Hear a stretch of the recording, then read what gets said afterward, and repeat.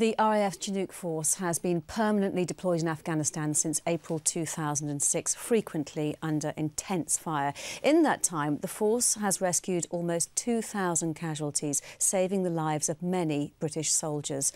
Among those who've helped is Flight Lt Alex Duncan, a pilot who was last deployed to Afghanistan in 2010. He survived being almost shot down not once, but twice, and has been awarded the Distinguished Flying Cross for his courage. Well, Alex is here in the studio with me now. Good to see you, Alex. Looking so well as well.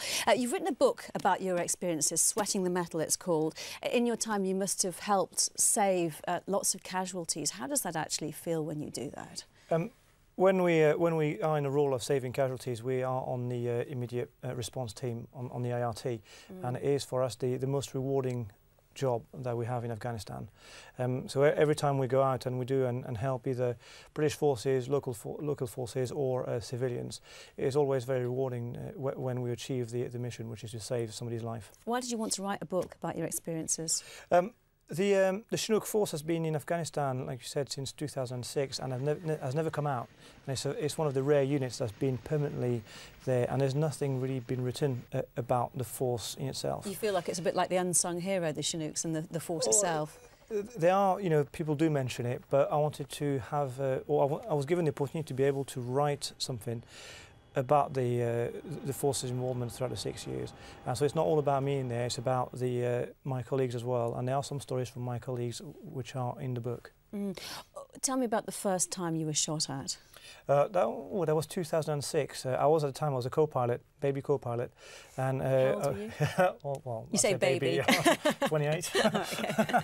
I was flying with a chap called Craig Wilson, who was actually awarded the DFC on this particular mission. Unfortunately, it was a night where the British forces had their first loss to enemy action. And we went in, we were flying actually in formation with Apache when I saw a shooting star. I said, oh, amazing, shooting star. And I just thought, well, shooting stars don't go from below to up. Yeah, we were being shot at with a Chinese rocket that just flew in between the aircraft. And that was just the beginning of the night. The second time you were shot at, you were actually carrying the Governor Mangle, the Governor of Helmand Province. And we've actually got an actor from our office, actually, to voice up a section from your book describing what happened. Let's have a listen. Okay. The threat lies unseen on our left, on the far bank of the Wadi. The team brought in specifically to take us out is waiting there, and they have a view of the whole vista below them, including us. I've just flown us right into the jaws of the trap they've laid just for us and Gulab Mangal, the VIP that the Taliban is so desperate to take out. Bang, bang, bang, bang, bang. I feel the airframe shudder violently as we simultaneously lurch upwards and to the right. I know what's happened, even as Coops shouts over the comms. We've been hit, we've been hit. I guess that's about as close as it comes, isn't it? It was pretty close. How do you feel when you hear that being quoted back to you, what you wrote of that experience? So basically, it sounds better when it's read than when it's written. You're too modest.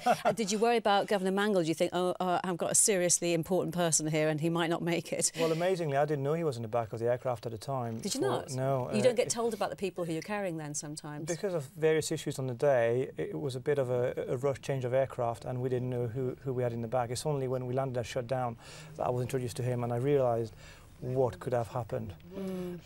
Was I worried? Yes, but you know the training takes over, and we worked very hard. And I suppose it's afterwards when you start thinking what about it. Yeah. You've been awarded the Distinguished Flying Cross for here it is for what you've done for your courage and met the Queen. What does she say to you?